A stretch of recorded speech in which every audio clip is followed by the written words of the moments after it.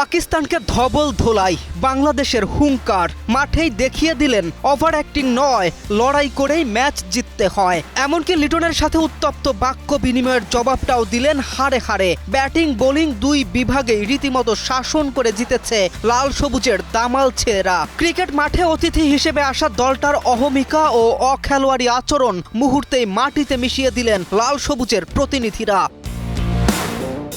প্রথম ইনিংসে লিটনের সেঞ্চুরি, দ্বিতীয় ইনিংসে মুশি, এক প্রান্ত থেকে নাহিদ রানার মিসাইল, অন্য প্রান্ত থেকে তাসকিনের সুইং, স্পিন মাস্টার তাইজুলের ঘূর্ণি, যেন জলে কুমির ডাঙায় বাঘ অতিথিদের জন্য। কি ছিল না এই ম্যাচে? রান, উইকেটের বাইরে দুই দলের স্লেজিং, খেলায় না পেরে মেজাজ হারিয়েছিল অতিথিরা, আর শান্ত মাথায় শান্তর নেতৃত্বে জবাবটাও দিয়েছে লিটন মুশিরা।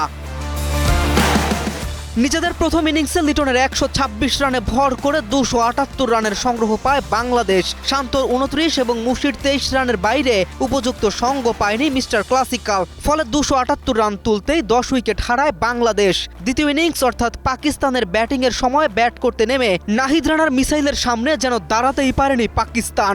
এক বাবর আজমের 68 রানের বাইরে বলার মতো আর কিছুই করতে পারেনি কোনো পাক ব্যাটার। আর বাবরও ফিরেছে নাহিদ রানার শিকার হয়ে। ফলে 232 রানে গুটিয়ে যায় পাকদের ইনিংস।